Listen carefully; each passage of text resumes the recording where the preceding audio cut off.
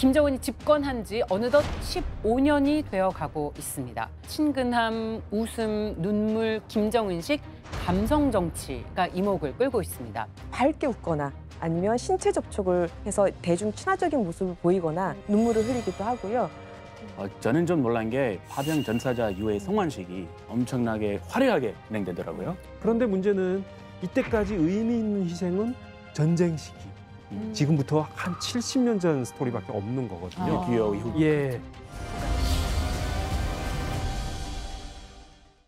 북한의 실상을 제대로 마주봅니다. 페이스북. 12월은 김정은이 자신의 시대를 공포한 달입니다. 자신의 아버지인 김정일이 2011년 12월에 죽으면서 김정은의 시대가 시작이 됐는데요. 이제 김정은이 집권한 지 어느덧 15년이 되어가고 있습니다. 그동안 김정은이 보여준 정치 방식은 선대와는 완전히 다른 스타일을 보여주고 있습니다. 가령 북한 주민들에게 친근함, 웃음, 눈물 그리고 자아 반성까지 하고 있는데요. 이른바 김정은식 감성 정치가 이목을 끌고 있습니다. 그렇다면 북한 당국은 이것으로 어떤 효과를 얻으려고 하는 걸까요? 오늘 함께할 전문가 통일연구원의 이지순 박사님과 함께합니다. 어서 오세요, 박사님. 안녕하세요. 저는 북한의 문화예술을 연구하는 이지순입니다. 반갑습니다. 네, 그리고 북한 이탈 주민 장혁 씨와 강규리 씨도 함께합니다. 어서 오세요. 자, 그렇다면 저희 시작하면서 김정은이 흘린 눈물, 주민들을 사랑하는 마음 이런 얘기를 했는데 그걸 우리는 감성 정치라고 부릅니다. 박사님, 김정은식 감성 정치가 정확하게 뭔가요? 감성 정치라고 했을 때는요, 미디어를 활용하는 방식인데요. 노래나 사진, 영상을 활용해서 대중들의 어떤 감정을 자극하는 거죠. 분노나 희망, 아니면 그 공포나 기쁨을 자극해서 결과적으로는 정치적 목적을 달성하려는 행위나 또는 그 경향을 의미한다고 할 수 있습니다. 예를 들면 김정은의 경우 어린이나 노동자 그리고 군인을 만나는 자리에서 밝게 웃거나 아니면 신체 접촉을 해서 대중 친화적인 모습을 보이거나 그리고 이제 공식 석상이죠. 연설하는 곳이나 아니면 행사에서 군인 혹은 주민의 노고나 희생을 치하하면서 눈물을 흘리기도 하고요. 아니면 마음 아파하는 지도자의 모습을 보이는데요. 이런 모든 부분들이 감성 정치에 속합니다. 너의 마음을 내가 공유하고 있다. 우리의 마음을 내가 함께 느끼고 있다. 이른바 감성 정치. 감성 정치. 그렇죠. 감성. 그동안 북한에서는 그동안 정말 전례 없었던 그런 통치 방식인데요. 그렇다면 김정은은 집권 이후에 어떠한 감성 정치를 보여줬는지 이제 소개할 에피소드들을 통해서 알아보도록 하겠습니다.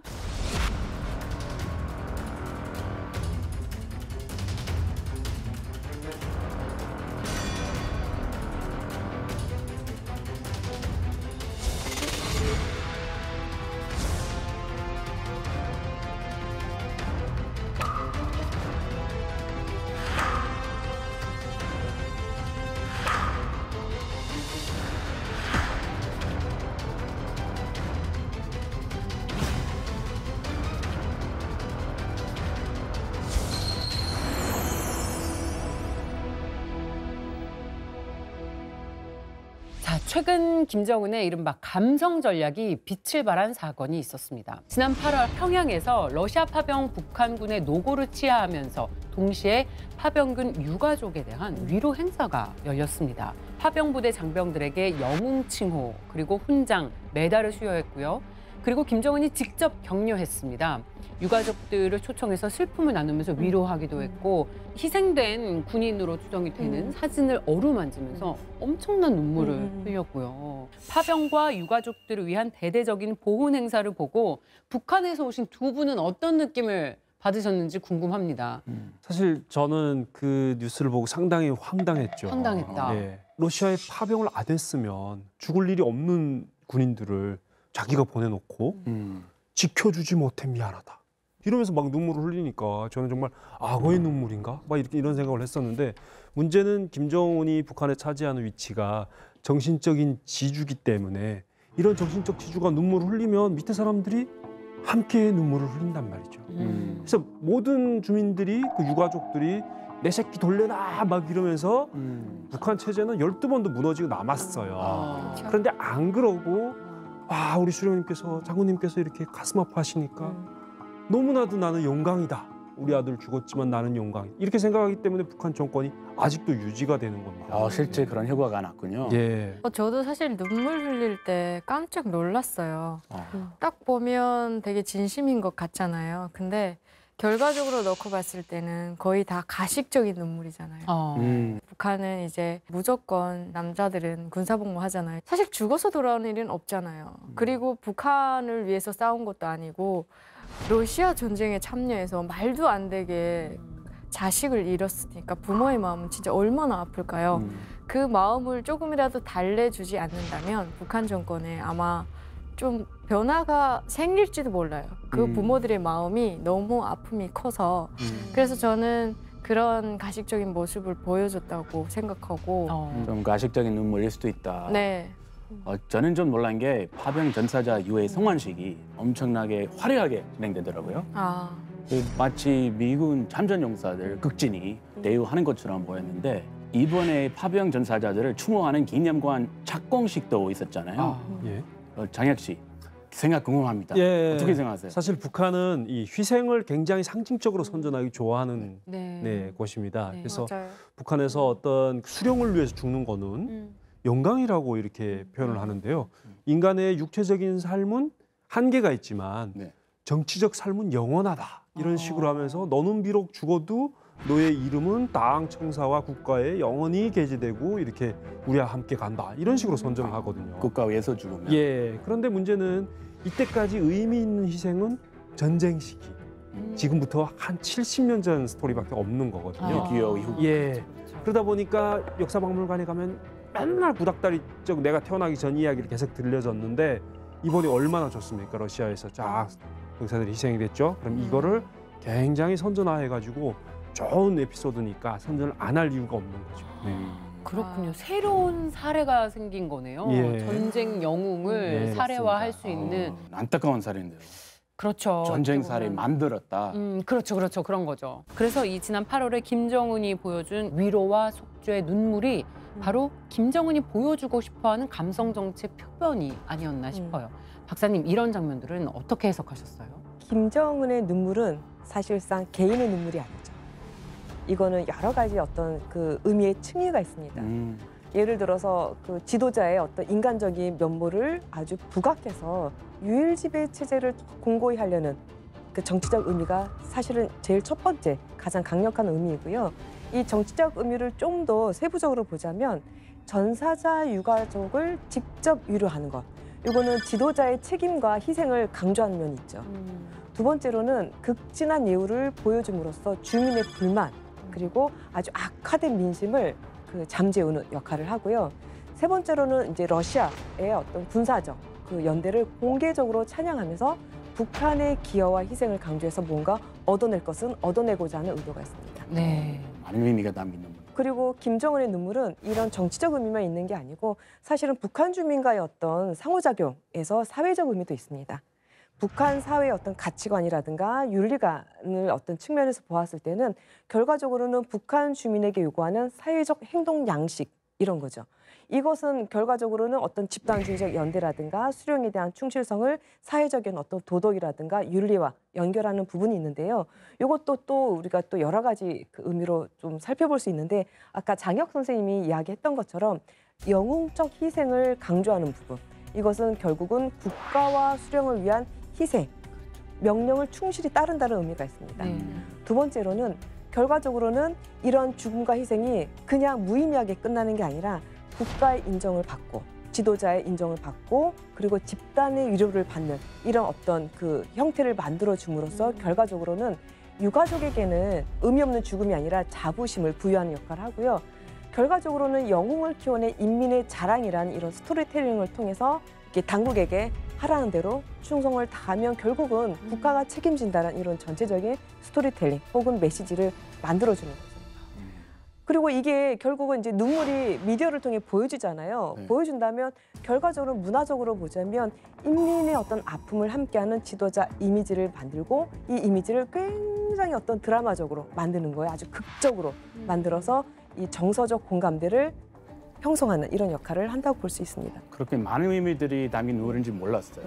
이 파병 군인들을 또 그 모습 보듬어주고 막 유가족을 위로하는 그 모습 정말 자애로운 그런 지도자 같다 이렇게 착각할 뻔했어요. 왜냐하면요, 사실 우리가 가지고 있는 감각기관 중에 시각은요 좀 이중적인 작용을 해요. 그러니까 우리가 이제 이성적 판단을 내리기 위한 기준점을 제공하기도 하지만 사실은 시각은 가장 지조가 없어요. 지조가 없단 말은 보여주는 것에 사람 마음이 움직이기 쉽다는 얘기입니다. 어떻게 보여지느냐, 네. 무엇을 보느냐에 따라서 결국 마음을 움직일 수 있게 하기 때문에 사실은 가장 지조가 없어요. 아마 여러분들도 예쁜 게 보이면 눈이 욱하잖아요. TV 나쁜 예쁘게. 남자인데 잘생기면 마음이 가. 그러니까 바로 우리가 심장이 나대요. 보이는 게 보여주기. 사실은 이 머리로 판단하는 게 아니라 머리로 판단하는 것 같지만 실제적으로는 굉장히 주관적이고 이래요. 그래서 어떻게 잘 보여주느냐.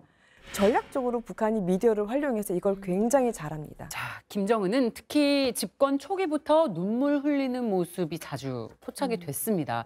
박사님 이야기를 듣고 나니까 그동안 김정은이 흘린 눈물은 철저히 계산된 것일 수도 있구나라는 생각이 드는데요. 그렇다면 어떤 효과를 위해서 눈물을 흘렸는지 몇 가지 짚어보겠습니다. 자, 첫 번째 사진입니다. 이 사진으로 사실 김정은이 본격적으로 유명해지기 시작했죠. 아버지의 장례식장에서 눈물을 흘렸는데 보통은 그래도 최고 지도자라고 하면 좀 절제하는 모습을 보이잖아요. 근데 또 20대 아들이 정말 눈물을 주체할 수 없이 흘리면서 정말 너무 슬퍼하는 모습을 보고 아 진짜 어리긴 어리구나. 이때 당시에 김정은의 눈물을 보고 북한 주민들은 어떻게 생각을 했을지. 저도 아버지가 이제 20대 들어서면서 돌아가신 케이스라서 뭔가 김정은의 눈물을 보면서 거짓일 거다 이렇게 생각을 하지는 않았어요. 네. 제가 알기로는 김정은은 이미 엄마가 없어요. 없는 상태에서 아버지가 죽었으니까 이제는 자기가 혈혈 단신된 건 맞죠. 그렇기 때문에 나이도 어리니까 그 슬픔이 몰려와서 울었을 가능성이 크다라고 생각을 합니다. 충분히 예. 당연하죠. 저도 그때 그 현장에서 이제 그 화면을 보고 그냥 진심이라고 생각했어요. 아빠가 죽었으니까 당연히 아들이 저렇게 울 수밖에 없고 근데 또 그 무거운 짐을 자기가 다 지고 가야 되잖아요. 그걸 다 이제 앞으로 잘 그걸 지킬 수 있을지 그런 고민도 많이 들고 뭔가 믿고 있었던 게 무너진 것 같은 느낌이 들어서 좀 더 많이 눈물을 흘렸을 것 같다고 생각해요. 김정은이 이렇게 눈물을 흘렸을 때는 여러 가지 어떤 차원에서 볼 수가 있는 거죠. 물론 자연인으로서 김정은은 자기 아버지에 대한 어떤 진짜 슬픔이 복받쳐서 울었다고도 볼 수 있고 그리고 그 자리에서 함께 울었던 사람들끼리 감정적으로 연대했을 것이다 라고 볼 수도 있지만 실제적으로 우리는 이제 정치인으로서 혹은 그 북한을 앞으로 이끌어가야 될 젊은 지도자로서 보게 된다면 좀 다르게 읽을 수밖에 없습니다. 그 다르게 읽어보자면 일단은 김정은이 굉장히 안타까운 어떤 그 눈물을 흘렸던 그 자리는 김정은이 공식적인 후계자로서 등장했던 무대였다고 볼 수 있는 거죠. 그래서 눈물을 보여줌으로써 결국은 효를 다했다. 북한의 경우에는 효와 충을 동일시하거든요. 또 효를 다한 눈물을 보임으로써 결국은 김정일에 대한 자신의 충실성을 입증한다고 볼 수 있고요. 그리고 사회적으로는 이런 눈물을 통해 가지고 결국은 대중과 마음을 하나로 만드는 거예요. 이게 일심단결 이런 식의 의도를 보였다고도 볼 수 있고요. 그리고 이제 문화적으로 보자면 이런 류의 이미지를 통해서 결과적으로는 백두혈통의 정통성의 이미지를 사실은 바닥에 깔고 있습니다. 그렇죠. 이렇게 얘기를 듣고 보니까 단순한 눈물이 아니었습니다. 제일 믿을 만한 눈물이네요. 어떤 눈물. 자, 그리고 각종 현지 지도와 공연과 같은 공식 석상에서도 유난히 눈물을 자주 보였었는데요. 대표적으로 김정은이 어디에서 눈물을 흘렸는지 한번 시대별로 살펴보겠습니다. 2014년이에요. 11월에 수산사업소 현지를 시찰했는데 그렇게 눈물을 흘렸습니다. 아니 수산사업소로 갔는데 왜 눈물을 흘렸을까? 그러게요. 무슨 관계죠? 찾아봤더니 이렇게 지금 수산업이 대풍년이 일어나서 아버지인 김정일과 할아버지인 김일성에게 보여드리고 싶다. 잘 돼서. 라는 마음. 애틋한 마음으로 울었다고 하면서 인민생활 개선을 위한 지도자로서의 헌신하는 모습을 보여주려고 했다라는 해석이 있고요. 그 뒤에 2015년 1월에는 평양 육아원의 A육원을 방문했는데 이때가 김정은이 한참 연말과 연초에 고아원이나 육아원 방문해서 아이들을 사랑하는 모습을 연출하려고 굉장히 노력을 하던 시기예요. 그러니까 아이들을 보면서 눈물을 흘리는 저 지도자의 모습을 보면서 어린이를 사랑하는 자애로운 영도자다. 이런 이미지를 구축하려고 했고요. 그리고 그 전국 어머니 대회에서는요. 저 펑펑 우는 것을 굉장히 오랫동안 화면에 비쳤어요. 어머니 대회에서. 그래서 도대체 무슨 사연이 있는 것인가. 김정은이 본처의 처아들이 아니라는 것에서 백도했던 컴플렉스도 있고 그런 의미에서 어머니를 굉장히 애틋하게 생각하는 마음이 실제로 있어서 네. 어머니 사업에 주력하고 있어요. 김정은. 그래서 그랬어요? 맞아요. 그런 의미에서 어머니를 기리는 의미로 실제로 관련 사업들이 많이 늘어났습니다. 독재자가 이렇게 공개석상에서 눈물을 보이는 건 얼마나 이례적이길래 저희가 이렇게 깊은 토론을 이어가겠습니까? 사실 독재국가뿐만 아니라 우리 민주주의 국가에서도 지도자가 이렇게 공개적으로 대놓고 우는 경우는 거의 기억이 안 나요. 드물잖아요. 그렇다면 아마 의도가 있다고 볼 수도 있을 겁니다. 박사님 어떨까요? 이제 우리에게 가장 잘 알려진 독재자들도 보면은 공식적, 비공식적 눈물을 흘렸다는 기록이 있긴 해요. 예컨대 이제 그 히틀러의 경우에는 1차 세계 대전이 패전했을 때 충격과 분노로 눈물을 흘렸고요. 공식석상에서요? 공식석상에서. 연설하다가. 그리고 1938년에 오스트리아 합병에 드디어 성공했을 때 너무 감격에 차서 울었다고 해요. 이거는 이제 공식 기록에 남아 있는 거예요. 이제 이런 경우에는 극적으로 이제 정치적 사건이라든가 이런 부분에서 흘렸는데 이거는 이제 자신의 어떤 대의, 이념 이것이 이제 잘 통과되었다라고 생각해서 하는 눈물이었고 스탈린의 경우에도 공식적으로 눈물을 흘렸다는 기록은 없어요. 그런데 이제 레닌의 장례식에서 눈물을 머금었다 정도의 기록은 있어요. 날랑말랑. 이게 약간 눈물방울이 맺힌 이 정도로. 이 경우에는요, 눈물은 사실 굉장히 개인적인 감정이고 그리고 지도자의 약한 부분입니다. 네. 이거를 이제 최대한 드러내지 않으려고 했던 거죠. 그런데 반면에 김정은의 경우에는 조금 다르다는 얘기입니다. 김정은의 경우에는 강력한 이미지를 만들고자 했고 동시에 그 눈물을 보임으로써 소통하는 이미지를 보이려고 했는데요. 이 김정은의 경우에는 또 북한 지도자들하고 또 다르죠. 더 다르네요. 그래서 김일성의 경우에는 항상 우는 얼굴로 이 카메라 앵글도 보자면 위에서 아래로 내려다보는 이런 이미지로 해서 이 권위를 아주 자연스럽게 형성을 합니다. 반면에 이제 김정일의 경우는 사실 공식석상에 잘 안 드러나왔고 그리고 이제 신비주의 전략을 고수해서 눈물을 흘렸는지 화냈는지 이것도 잘 안 드러나지만 김정은은 좀 완전히 좀 결이 다르다고 할 수 있습니다. 지금까지 김정은의 감성 정치에 대해서 살펴봤다면 권력을 잡은 이후 김정은이 사실 늘 감성 정치로 늘 친근한 모습으로 주민들을 대하지만은 않았죠. 당근을 주는가도 싶었지만 채찍도 놓지 않았습니다. 그의 눈물과 웃음 뒤에 숨겨진 김정은의 분노는 공포 정치로 연결되기도 했습니다. 자, 그 이야기는 북클립에서 만나보겠습니다. 김정은의 웃음과 눈물 뒤에는 또 다른 감정이 숨어 있습니다. 바로 분노인데요. 이 분노는 김정은식 공포 정치와 숙청으로 이어지기도 했습니다. 감정을 조절하고 숨기는 다른 지도자들과 달리 김정은의 분노 표출은 숙청과 공개 질타를 통해 드러납니다. 2013년 12월 반역 행위를 저지른 조국 반역자로 몰아 당시 정치 실세 한 축이었던 고모부 장성택을 처형합니다. 김정은 중심의 체제 강화를 위해서는 가족도 예외는 없었습니다. 고위 간부들을 숙청하며 당 간부들에게는 경고와 함께 충성 경쟁을 유도했습니다. 2021년 2월 당 전원 회의에서도 간부들을 질타하며 기강을 잡았는데요. 농업에서는 허풍을, 전력과 건설 분야에선 보신주의를 비판했습니다.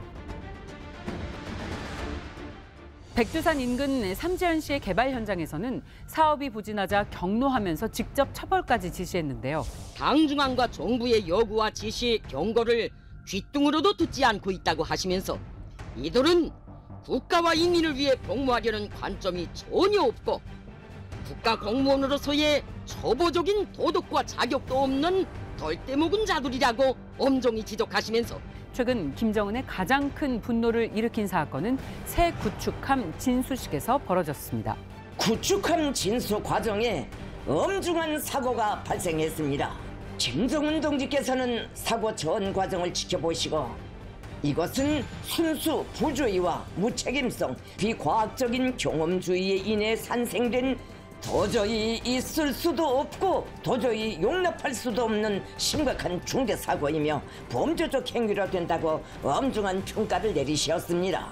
중대사고이자 범죄로 규정하며 국가 권위와 관련된 정치적 문제로 다루겠다고 엄포합니다. 김정은의 분노가 극에 달한 것을 볼 수 있습니다. 반면 북한 주민을 향한 직접적인 분노 표출은 아주 드문 편인데요. 하지만 2020년 이후 반동 문화사상 배격법, 청년교양보장법, 평양문화보호법과 같은 상대 악법을 통해 북한 주민의 사상과 자유를 단속하고 침해하고 있습니다. 겉으로는 친근한 어버이 이미지를 보여주고 있으나 그 이면에는 체제 강화를 위한 억압과 통제가 동시에 이뤄지고 있는 겁니다. 이는 북한 내부의 체제 불안과 주민들의 민심 이반에 대한 김정은의 분노와 위기감을 보여주고 있습니다. 김정은의 웃음과 눈물에 가려진 분노를 잊어서는 안 되겠습니다. 박사님, 그러면 김정은이 이렇게 인민을 사랑하는 이른바 애민 정책을 추진하면서도 공포 정치도 함께 시행한 이유는 뭘까요? 일단 그 눈물을 보여주고 웃음을 보여주는 그 대상은 인민 대중입니다. 주민들 일반이죠. 이런 류의 어떤 따뜻한 어버이 이미지를 보여줘서 이렇게 자발적으로 이제 지도자를 믿고 따르게 하려고 하는 그런 전략이 있다고 할 수 있고요. 반면에 공포 정치의 경우에는 당 간부, 그 정치 엘리트들, 실제로 권력을 휘두르는 실무자들에 대해서는 공포 정치를 보여줬다고 할 수 있는데 이거는 나에게 충성하지 않으면 언제든 숙청할 수 있다. 그러니까 제대로 일을 해라. 맞아요. 그렇죠. 이거는 인민에게 보여주는 얼굴하고 또 다른 측면인데 요거는 어떻게 보자면 권력을 자신에게 집중해서 어떤 위험 있는 어떤 지배자의 모습을 보여주려고 하는 것과 같다고 할 수 있죠. 그리고 이제 이 김정은 정권이 가지고 있는 이제 감성 정치를 우리가 인간의 기본적인 감정, 희로애락으로 보자면 사실은 조금 구분해서 이야기해 볼 수가 있는데요. 예를 들어서 그 희로애락 중에서 기쁨과 즐거움, 희와 락의 감정의 경우에는 이건 인민을 대상으로 하는 이제 감성 정치라고 볼 수 있는데요. 이 민생 현장에서 이 주민들하고 친근하게 이렇게 교류하는 이미지 있잖아요. 이렇게 서로 손을 잡고 치하하고 이렇게 잘한다고 이렇게 우쭈쭈 해주고 이런 류의 모습은 지도자의 관심과 사랑을 받고 있다는 그런 느낌을 주어서 실제로는요 긍정적인 감정을 유발합니다. 이거는 이제 심리적으로 그래요. 예를 들어서 이제 또 즐거움의 감정의 경우에는 주민들에게 즐겁다라는 느낌을 유발시켜야 돼요. 이건 예를 들어서 모란봉 악단의 공연을 즐기게 하고 놀이시설 이렇게 이제 문화 위락시설에 가서 놀게 하고 이런 거는 이제 만족감을 줍니다. 기본 심리예요. 그렇죠. 이건 기본적인 심리예요. 그러니까 재밌게 기뻐지고. 놀게끔 함으로써 그 안에서 재밌는 거예요. 네.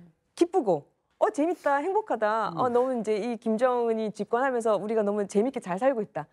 이걸 통해서 이제 실제로 김정은에 대한 어떤 긍정적인 감정, 호감을 주는 거죠. 그리고 정권에 대한 어떤 불안정 있잖아요. 초기에 네. 젊은 사람이라서 어떻게 이 나라가 잘 굴러갈까 이런 어떤 불안감도 해소했습니다. 희가 기쁨이고 락이 즐거움이라면 네. 분노와 슬픔의 이제 감정이 남았는데 그러니까 분노의 감정은 약간 굉장히 좀 정치적일 수 있는데 이거는 반국가 세력에 대한 어떤 내부의 어떤 혐오감 혹은 적에 대한 혐오감 이것을 심어줍니다. 이거는 체제 유지를 위해서는 중요해요. 왜냐하면 이 분노의 감정을 정당화함으로써 결국은 외부의 적에 맞서야 된다라는 감정을 자연스럽게 유발해 주는 건데 예를 들면 이제 전통적으로 보자면 북한이 옛날부터 이제 항상 적으로 규정해왔던 미제, 일제 이렇게 일본과 미국과 같은 적대 세력이 있을 수 있고요. 이거는 이제 역사적으로 민족적 피해 의식이 나오고 또한 외부 세력에 의해서 이제 정권이 무너질 수 있다라는 공포의 감정과 관련되기 때문에 결국은 체제 결석에 활용이 됩니다. 네. 굉장히 집단적이고 그리고 이제 이런 상실감에 관련해서는 이제 슬픔의 감정도 있는데 이 슬픔의 감정은 사실 북한이 잘 이렇게 자극하지 않으려고 해요. 물론 이제 역사적으로 민족적 슬픔 하면 이제 일제 시대에 다 나오긴 하지만 트라우마 감정도 있습니다. 고난의 행군기 때 그때 굶어 죽고 또 언제 다치고 뭐 굶고 여러 가지 이 트라우마 감정이 있는데 실제로 이런 감정도 이제 좀 계산적으로 자극할 수 있습니다. 왜냐하면 민족 정체성, 국가 정체성, 체제를 유지해야 되고 그다음에 국가를 발전시켜야 되고 이 동력을 만들기 위해서 감정을 유발할 때는 과거의 상처를 끌어오기도 합니다.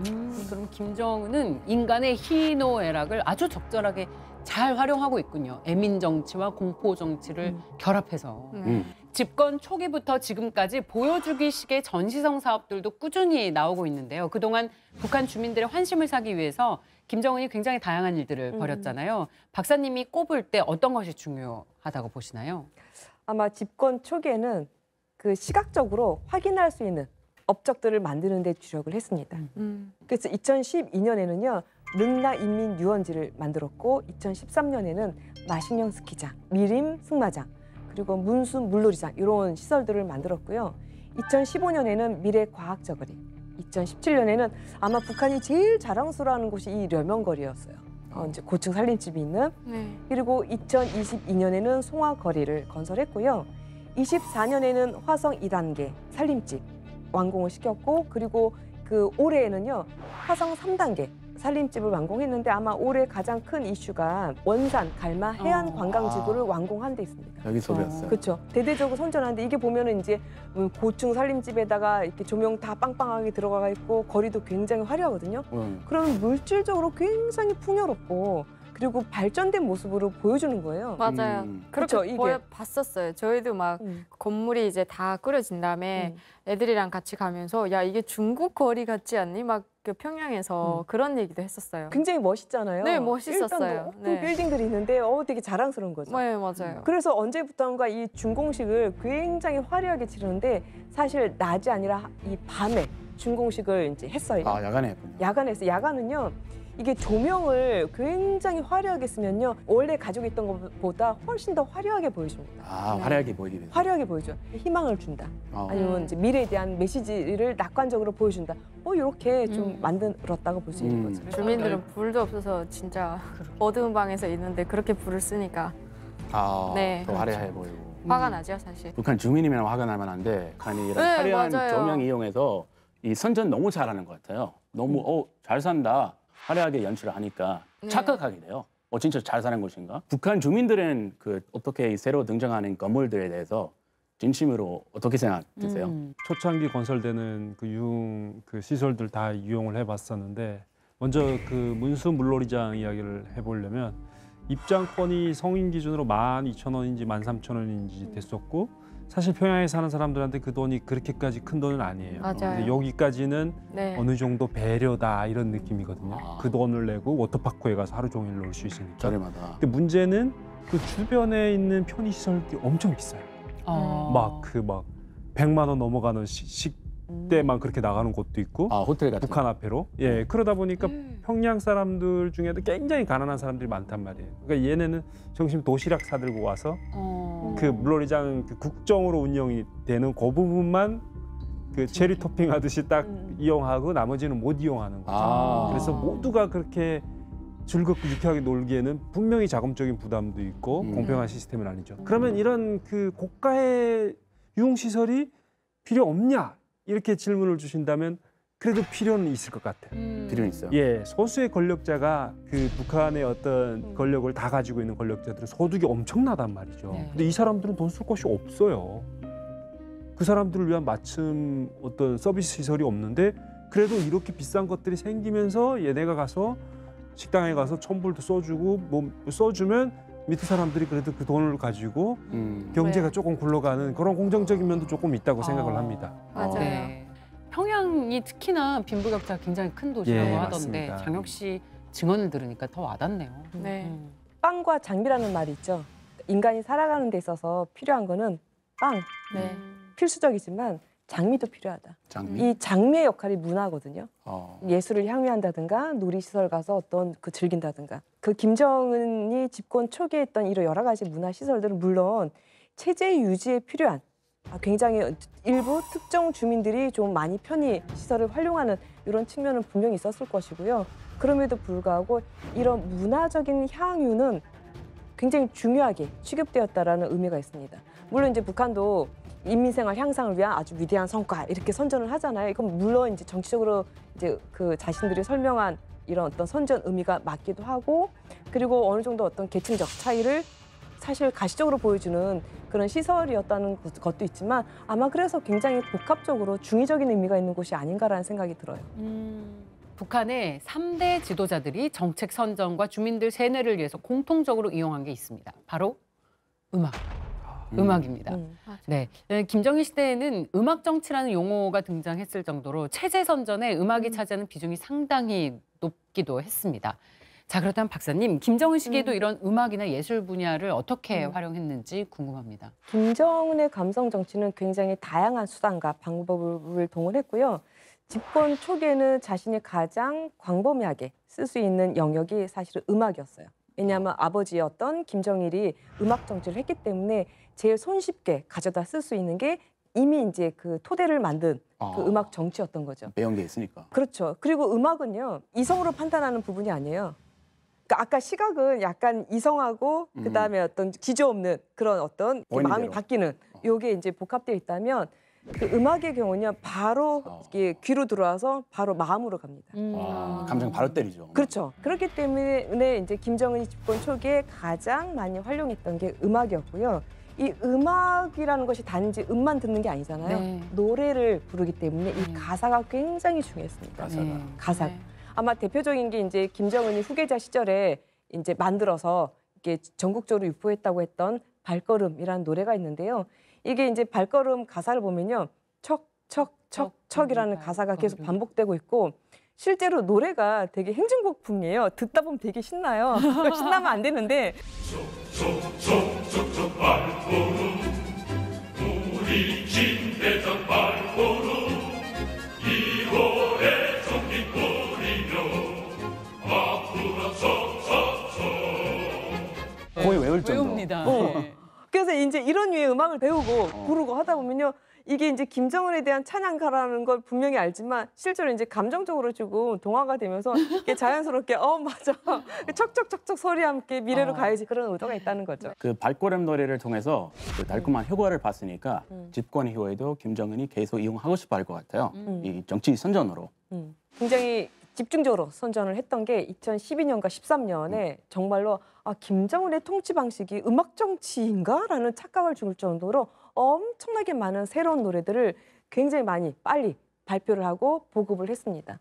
예를 들면 2013년 12월에는요 6곡이나 신곡이 연달아 발표되었고 이 이제 곡에 대한 악보가 노동신문에 실렸습니다. 한 달에? 노동신문 일면에 노래 가사와 악보가 실리는 건 전 처음 보는데요. 악보 책 따로 원래 구입해야 되는데 그냥 신문 나오는군요. 저거는 진짜 안 외우면 큰일 나겠어요. 두 분 다 저 노래들 기억을 그럼 반드시 하시겠네요. 뭐 저는 다 기억나는 노래긴 하죠. 그래서 이제 북한에서는 이 체제 선전에 노래를 굉장히 많이 활용을 하다 보니까 이제 사람들을 일주일에 또 몇 번씩 모이라고 하잖아요. 그럼 모여서 노래를 배워주는 시간이 있어요.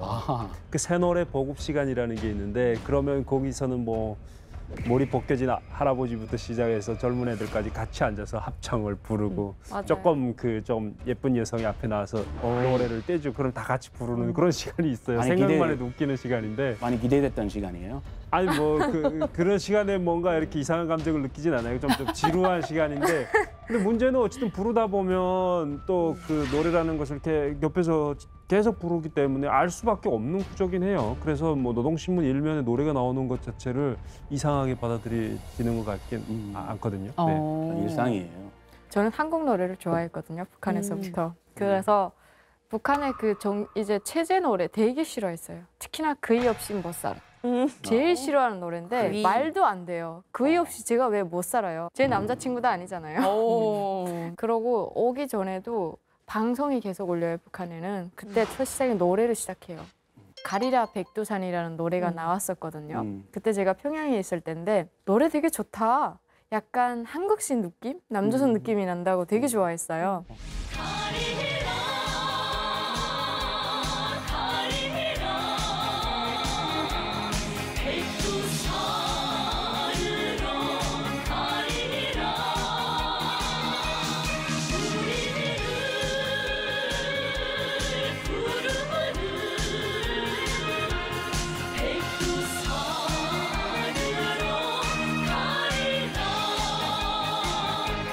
저 가리라 백두산으로 저 노래가 탈북송이거든요. 왜요? 그 제가 들은 바에 의하면 일부 사람들은 저 노래를 부르며 탈북했다고 하더라고요. 백두산으로 가리라를 뭐 대한민국으로 가리라 이런 식으로 해설을 하면서 불렀다고 그렇게 해석이 되는 거예요. 네, 근데 규리 씨 말씀하신 것 중에 그이 없이 못 살아. 이 제목이 굉장히 말랑콩떡한데 이게 알콩달콩. 이 선정가요 같지가 않은데요? 이 감성 정치라는 게 그냥 메시지를 직접 주는 게 아니라 약간 우회해서 가는 거예요. 아, 이렇게. 사랑이라는 것을 우회해서 북에서 오신 분들은 이게 이제 선전 가요라는 걸 분명히 알지만 만약에 그 하나를 걷어내면 굉장히 연애 노래처럼 만들었어요. 그러다 보니까 연애 노래처럼 만들어서 그냥 단지 사랑에 대한 노래처럼 만들다 보니까 부르다 보면 이게 조금 감정적으로 동화되기도 하는데 특히 이제 곡의 경우에는 우리가 속된 말로 뽕끼라고 해요. 뽕끼. 뽕끼. 이런 뽕끼 있게 이렇게 리듬을 되게 잘 만들었어요. 그러다 보니까 이 곡 자체도 약간 숭고한 느낌을 만들려면 좀 느리게 가고 신나게 만들려면 뽕끼를 잔뜩 넣어가지고 그냥 꿍짝꿍짝꿍짝 이렇게 만드는 이렇게 실질적으로 그런 식의 뽕끼는요. 그러니까 한국의 트로트 가요랑 약간 유사한 리듬과 곡조예요.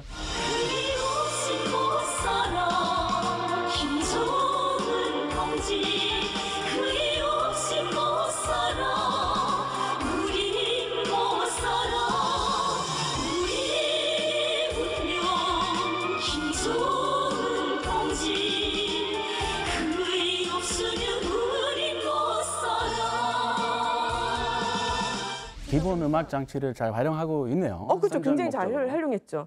그리고 가사도 이게 김정은에 대한 노래다라는 걸 빼고 보면요, 굉장히 이게 그냥 사랑 노래예요. 뭐 그 운명도 미래도 맡긴 분에서 분이라는 거를 이제 좀 빼면은 뭐 봄빛과 같다, 햇빛과 같다, 뭐 다시만 정을 느낀다. 이거 약간 옛날 노래에 그 약간 그쵸 사랑 노래 같고요. 뭐 복받은 인민의 노래 하면은 이제 뭐 정단 그 손길 꼭 잡고서 이것도 그쵸 우리 할머니 할아버지가 그 즐겼을 법한 옛날 노래 그 가사 같은 거예요. 그리고 이제 그 품이 제일 좋아 이 노래도 이제 그 가사를 보면요 가사가 정이 흐르고 사랑이 뜨겁게 넘치는 그이 따뜻한 미소, 친근한 음성. 사랑하는 사람이 있고 이 사랑하는 사람을 그리워하고 이 뜨거운 내 마음을 어쩌지 못해서 사랑을 계속 고백하는 노래입니다. 근데 이게 이제 아마 그 주민들 모두가 김정은에 대한 노래라는 걸 다 알고 이걸 부르게 했다면 노래를 부르면서 이제 세뇌되는 거죠. 계속해서 내 머릿속에 주입이 되는 거예요. 끊임없이 사랑을 고백하고 그리고 친근한 관계를 강조하는데 사실 이제 친근하고 뭐 이렇게 이런 걸 떠나서 우리 규리 씨처럼 나 그래도 별로야 하는 경우도 물론 있을 수 있겠죠.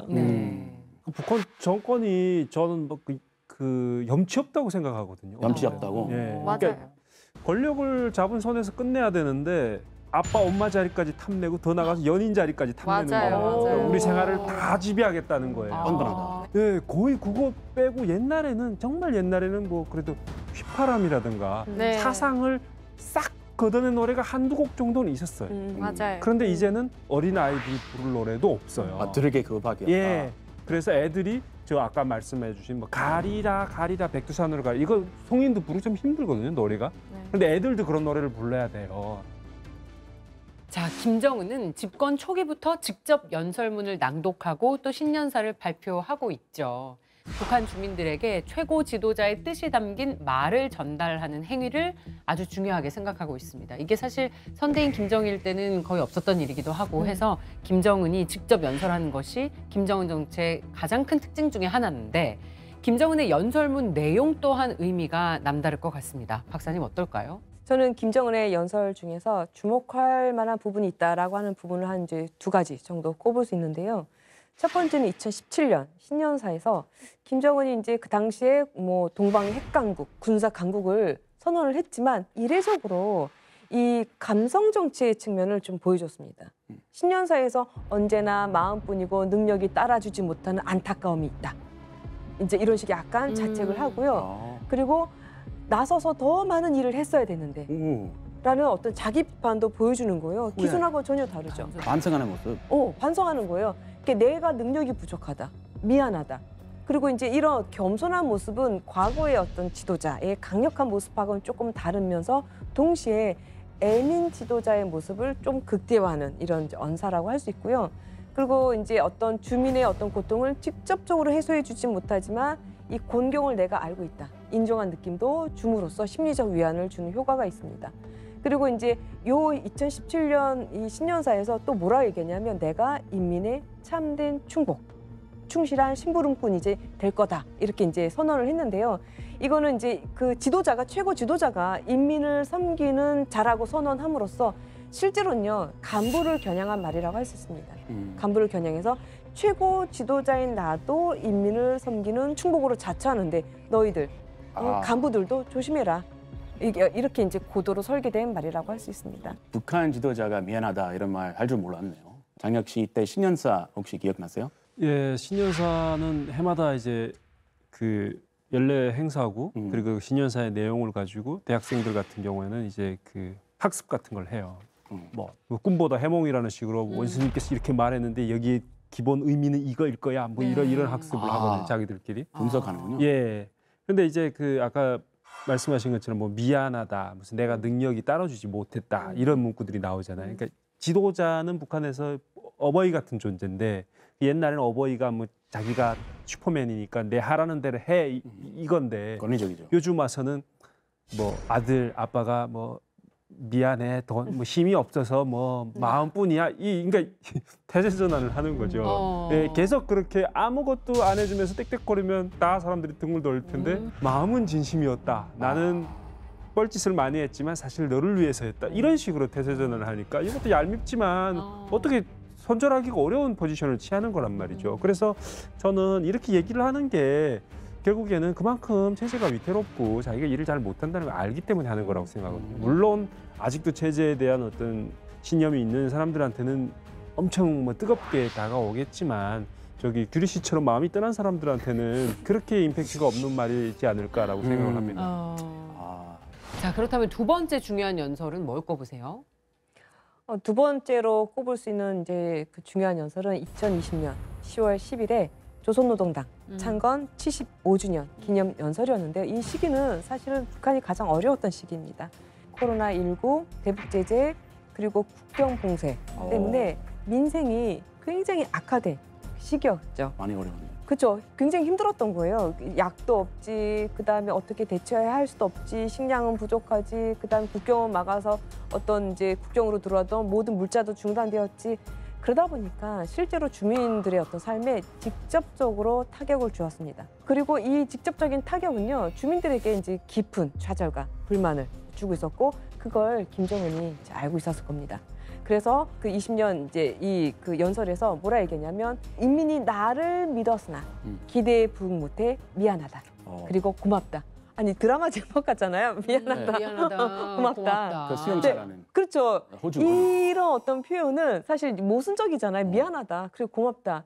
그런데 이 코로나19 방역 그리고 주민들의 어떤 희생 이때의 어떤 모든 고난을 최고 지도자가 인정하고 있고 알고 있고 공감하고 있다라는 것이 사실은 그 한마디에 드러나고 있고요. 그리고 미안하다는 말에는 김정은이 이제 국정 운영을 잘 못했다. 그리고 이런 어려운 시기에 이 국정 운영을 제대로 하기 어렵다라는 것을 솔직하게 인정하는 것으로 볼 수 있습니다. 그리고 어떻게 보면 경제난이 사실 더 큰 문제였는데 이게 경제난에도 불구하고 이 주민들이 더 살기 어려움에도 불구하고 지도자가 이렇게 얘기하면 사실 연민의 감정을 느끼는 거야. 아유, 오죽했으면 뭐 이렇게. 짠하다. 그래서 어떻게 보면 이제 위기를 돌파하기 위해서 이제 이 주민들의 연민의 감정을 좀 활용한 게 아닐까라는 생각을 좀 하고 있어요. 철저하게 계산된 말일 것이다. 근데 그때는 진짜 코로나19 때문에 전 세계가 힘든 시기였잖아요. 북한은 특히나 더 힘들었을 것 같고 미안하다 고맙다 울지 않았으면 정말 큰일 났을 것 같은데 유리 씨 생각은 좀 신세대로서 어땠어요? 당시 북한 경제가 정말 안 좋았어요. 되게 안 좋았는데 계속해서 이제 문제가 터지고 그리고 이제 물가가 10배 이상 폭등했거든요. 중국에서 물자가 들어와서 그 물자로 이제 모든 북한 주민들이 다 그걸로 이제 사고 뭐 이렇게 했는데 그거 못하다 보니까 진짜 어마어마하게 올랐어요. 많이 힘들었네요. 네, 그리고 그때 이제 사람들이 되게 북한을 조금 자랑스러워했어요. 그 2019년도랑 20년 사이에. 왜냐면 성동원에서 이제 과자도 나오고 뭐 이렇게 그 식료품이 나오는데 애들 간식이 되게 고급져서 나오는 거예요. 그래서 아 북한이 되게 발전했다 이렇게 생각을 했는데 갑자기 코로나가 지속되면서 옛날에 엿사탕이 나오는 거예요. 엿사탕. 고급진 사탕이 다 없어졌어요. 뭐지? 왜 어디 간 거지? 이거 우리나라 거지 않냐? 그러니까 무슨 소리 하냐? 중국에서 다 들어와서 중국 자재로 한 거지. 우리나라 게 세상에 어디 있냐? 밀가루도 생산을 못 하는 거예요. 그러면서 많은 사람들이 우리 속았다. 네, 되게 그때 믿음이 깨졌어요. 선전 정도껏 해야지 이거 깨지면 네, 그 효과가 없어져요. 다 깨졌어요. 아마 그래서 좀 그런 걸 하지 않았을까 싶습니다. 김정은은 확실히 선대와 비교했을 때 감성 정치라는 특유의 스타일을 보여주고 있습니다. 북한 주민들을 위하는 자애로움과 카리스마를 동시에 가진 지도자의 모습을 연출하고 있긴 합니다만 과연 언제까지 이런 연출이 가능할까요, 박사님? 사실 자애로움의 연출과 같은 감성 정치는 경제적 성과가 뒷받침되지 못하면 사실상 효력을 잃습니다. 왜냐하면 생존 본능이 정치적 충실성보다 훨씬 더 우선하기 때문이죠. 내가 살아야지만 국가에 대한 충성도 있는 거죠. 그래서 처음에 위기가 닥쳤을 때 김정은이 보여주었던 눈물은 효력이 있었어요. 매우 신선했죠. 네. 연민도 불러일으켰고. 그런데 만약에 위기가 닥칠 때마다 계속해서 눈물로 무마한다고 하면 그 진정성에 대해서 우리가 의심할 수밖에 없습니다. 그리고 이런 류의 선전이 계속된다면 이 보는 사람도 의문을 제기하면서 동시에 피곤해요. 또 눈물 흘리네. 피곤할 것 같아요. 사실은 이제 의미가 없게 되는 거죠. 그래서 원래 감성 정치는요, 이게 이제 그 정치적 이익을 목적으로 하기보다는 좀 더 소통을 위해서 만들어져야 되는데 이제 북한의 이런 류의 선전이 반복된다면 물질적 만족 없이 계속 피로도만 누적될 것으로 보입니다. 그래서 이 감성 정치의 측면, 특히 이제 애민 정치를 표방하는 감성 정치랑 그다음에 공포의 감정을 자극하는 약간 통제 정치가 지금 북한이 계속 지속하고 있잖아요. 이 사회에서 선전선동 시스템이 작동하고 있는데 그 어떻게 보면 이제 실리적으로 경제적 이점이라든가 주민 생활의 질적으로 어떤 나아진 점을 보장하지 못한다면 사실상 또 마음속으로는 의심하고 회의하고 그리고 이제 효력을 보장하지 못하는 이런 지경으로 이를 것 같습니다. 실제로 이제 북한이 좀 고민해야 될 것은 감정에 호소하기보다는 모두가 공감할 수 있는 이런 식의 좀 더 긍정적인 방향으로 나아가는 부분을 좀 고민해야 될 것으로 보이고요. 그리고 실질적인 삶의 변화를 모색해야 될 것으로 저는 생각합니다. 맞습니다. 김정은이 집권 직후에 체제 강화를 위해서 선택한 그만의 방식, 감성 정치는 현재 김정은이 강조하고 있는 정치 이념인 인민대중제일주의와도 결을 같이 하고 있습니다. 김정은 중심의 북한 사회를 만들기 위해서 앞으로 어떻게 또 감성 정치를 이용해 나갈지 지켜보도록 하겠습니다. 오늘 페이스북은 여기까지입니다. 다음 주 새로운 이야기로 돌아오겠습니다. 고맙습니다.